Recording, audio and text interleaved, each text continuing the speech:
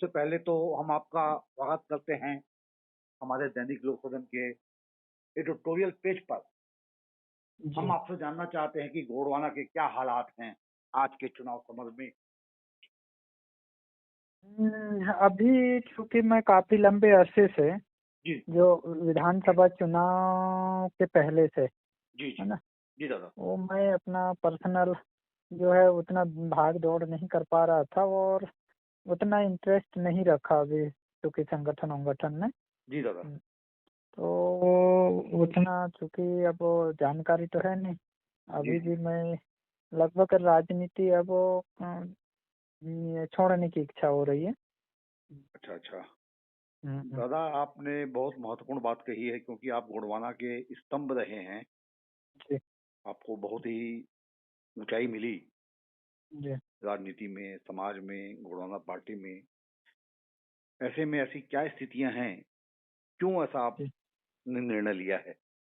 नहीं, कुछ नहीं। देखो आने वाले जो पीढ़ी है उनको टाइम मौका मिलना चाहिए और जी वो जी लोग करते रहें काम धाम। और अब निर्णय क्या है कि निर्णय ऐसा है कि अब वो अपन कहना चाहिए कि जो रिजल्ट रिजल्ट आते नहीं है, खाली जो है आदमी संघर्ष कर रहा है और अच्छे नीति वीति बनते हैं नहीं। जी और जी पद उन्हीं लोगों को मिलता है जो लोग जो है ये तो कुछ काम धाम करते नहीं है, उनको सामने कर दिया जाता है। जैसे कि मैंने कई बार एमपी के बारे में बोला था राष्ट्रीय अध्यक्ष महोदय जी को, जी जी। उनने भी ध्यान नहीं दिए इस चीज को लेकर के कि मैंने कहा कि भाई एमपी को अगर कुछ रिजल्ट चाहिए तो कुछ अच्छे चेहरों को सामने लाएं और उन्हें अपने बागडोर दें, पर उनने भी उतना ध्यान नहीं दिए। तो अब चूंकि उनका संगठन है और वो राष्ट्रीय अध्यक्ष हैं तो मैंने सोचा उनको काम करना है और वो जैसा चाहेंगे वैसा कर सकते हैं।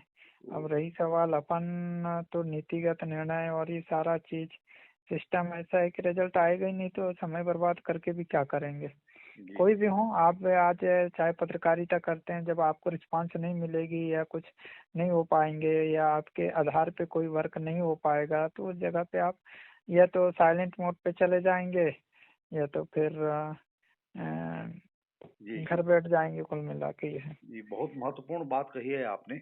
जी। निसंदेह किसी भी पार्टी में अगर अच्छे हम्म, विचारवान लोग हैं तो हम्म, पार्टी एक ऊंचाई को छूती है, हम्म। लेकिन एक सामूहिकता का सिद्धांत भी कोई भी होता है। संगठन देखिए, कोई भी संगठन राष्ट्रीय अध्यक्ष, प्रदेश अध्यक्ष, जिला अध्यक्ष, जी जी तीन लोगों पे निर्भर करता है। जी कोई भी जी संगठन आप बना लो, जी जी कोई भी यानी आप राष्ट्रीय अध्यक्ष की जो कमेटी, अब राष्ट्रीय अध्यक्ष का ऊपर निर्भर करता है कि वो अपने कमेटी में कितने लोगों को रखे और कैसे और किस टाइप की विचारधारा को कहाँ प्रभावित करेंगे। उस आधार पर प्रदेश में निचले स्तर पर कार्यान्वयन करने के लिए प्रादेशिक का वो बना करके प्रदेश अध्यक्ष के थ्रू जो है अपना काम को जिला अध्यक्ष से करवाता है। जी उन्हें जी कोई भी संगठन हो, और जो संगठन इन चीजों में सफल नहीं हो पाता है तो वो हमेशा फेल हो जाता है।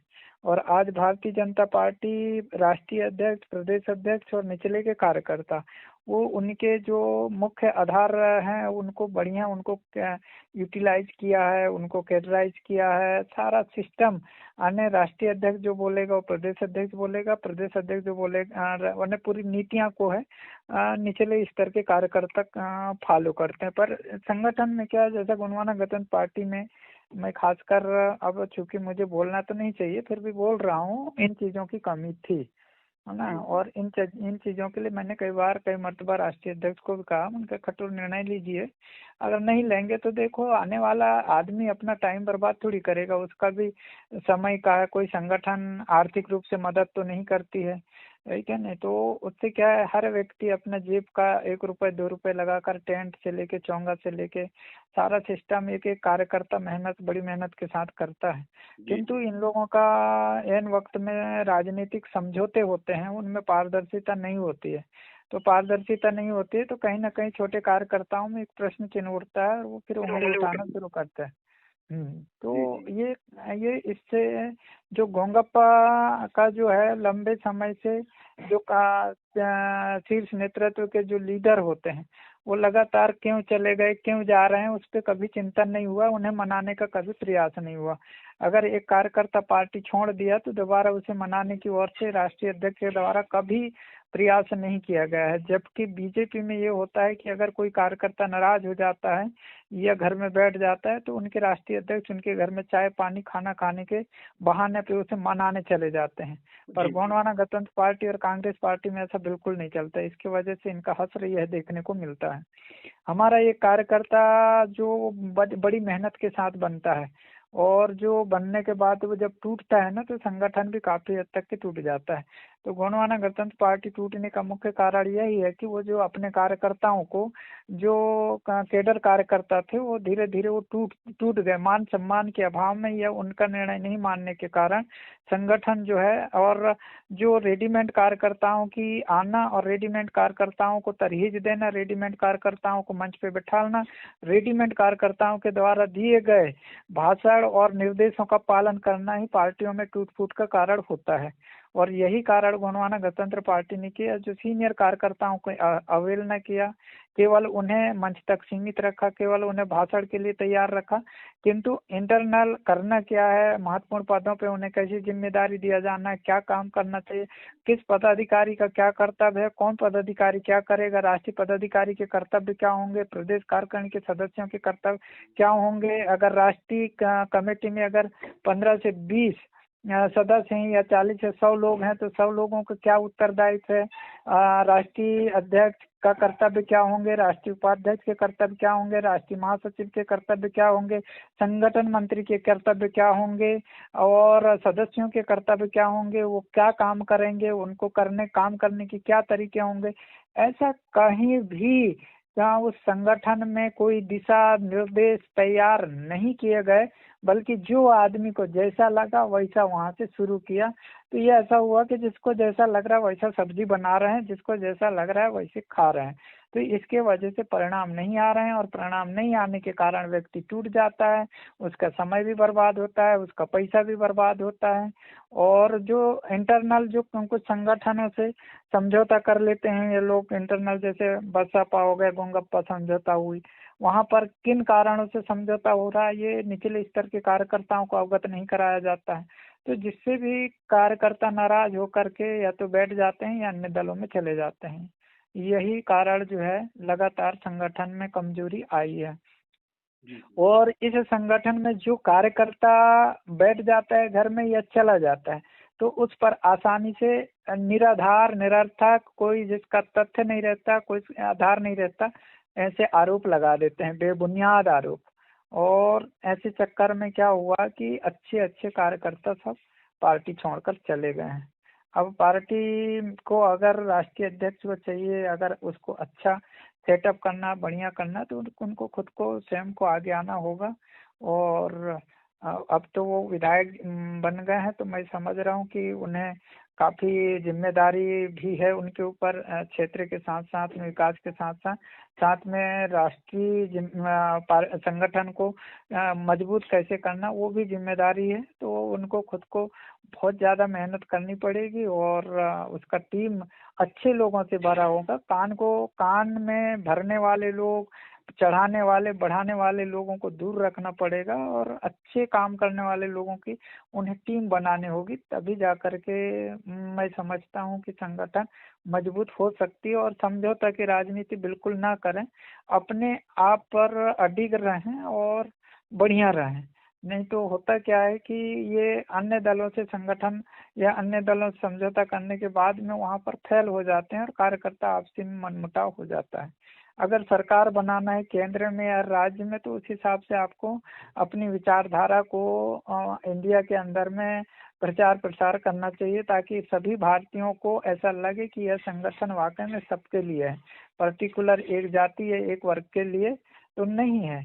ऐसा एक विचारधारा को प्रभावित करना चाहिए और ऐसा एक उनका विचारधारा का एक मापदंड तैयार होकर उसका प्रकाशन होनी चाहिए, तभी जाकर के लोग एक्सेप्ट कर रहे हैं। आज देखिए कि जितनी क्षेत्रीय रीजनल पार्टियां हैं वो धीरे धीरे खात्मा होने के कगार में। आप चाहे एक समय सशक्त थी शिवसेना, आज की वो हाशिए पे चली गई। सशक्त थी अपनी ममता बनर्जी भी, उसकी भी इनने हालत खराब करके रखे। आम आदमी पार्टी देखो दिल्ली में एक तरफा, किंतु उसे भी परेशान करके रख दिए।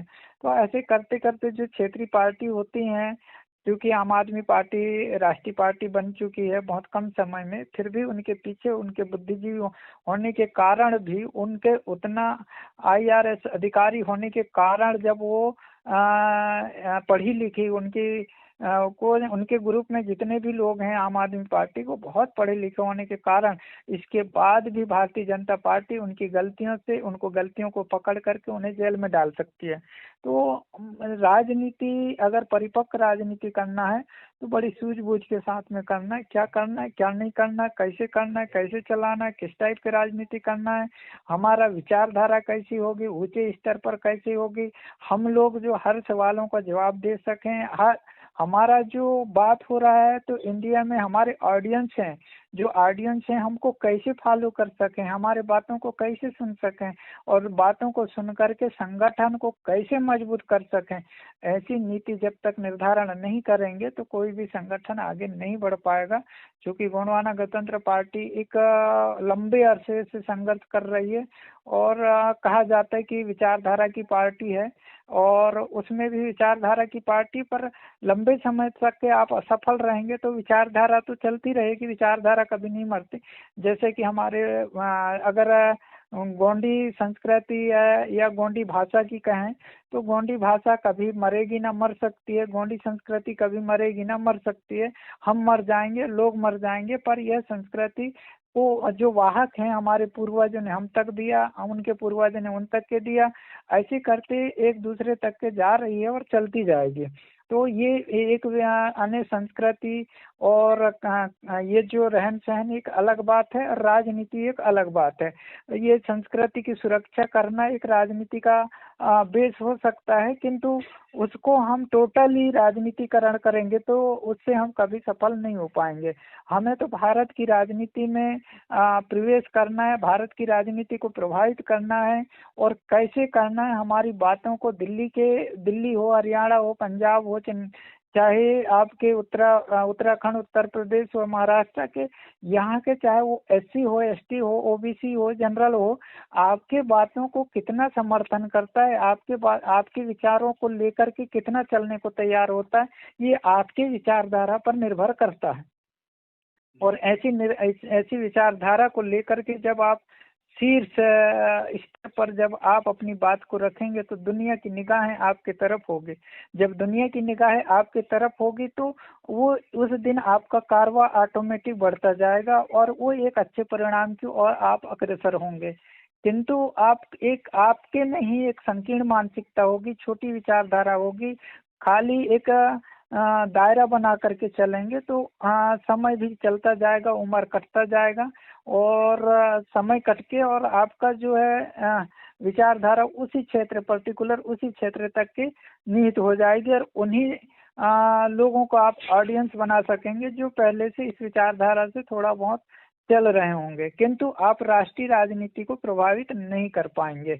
अगर राष्ट्रीय राजनीति को प्रभावित करना है तो आपका विचारधारा को बड़ा करना होगा, और आपकी विचारधारा को सबके लिए कैसा बनाना है उसके लिए चिंतन करना होगा, तभी जाकर के आप राष्ट्रीय राजनीति को प्रभावित कर सकते हैं। अन्यथा आप भी अपना समय बर्बाद करेंगे और दूसरों का भी समय बर्बाद करेंगे, और आने वाले पीढ़ी जो है आपकी समय बर्बादी को देख करके वो भी अपने कदम पीछे खींच लेंगे, और अपने वो देखेंगे कि परिणाम नहीं आने वाला है तो समय बर्बाद, पैसे बर्बाद क्यों करूं, ये सोच करके वो पीछे आ जाएगा। और यही कारण, और इसी वजह से कुछ अच्छे अच्छे लोग जो है, जो केडर बेस लोग थे, वो संगठन छोड़ कर उनके जाने का मुख्य कारण यही रहा है कि हमारा नीतिगत निर्णय और सामूहिक उत्तरदायित्व का निर्वहन नहीं करना। भाषणों में तो है सामूहिक उत्तरदायित्व का निर्वहन करना, भाषणों में है, किंतु आप सामूहिक निर्णय नहीं लेते हैं,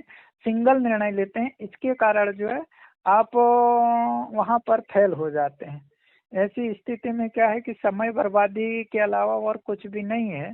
और हम ये आज जो है जिन परिस्थितियों में देश की राजनीति चल रही है, ऐसी परिस्थितियों में अगर हम सब लोग एकजुट होकर के संघर्ष नहीं करेंगे और इसी तरह से अलग अलग विभाजित होकर के लड़ेंगे तो तुम्हारा ये जो हमारी ये जो संस्कृति में जो विरासत विरासत में हमें जो मिला है, जो संस्कृति की जान और पहचान की बात होती है, या जो हम बोल पा रहे हैं, वह अधिकार भी जो है कुछ दिन बाद आपको छीन लिया जाएगा। बोलिए। जी, जी। दादा बहुत-बहुत धन्यवाद। आपने बहुत ही जी। विस्तार से और बहुत ही गंभीर बातें रखी हैं।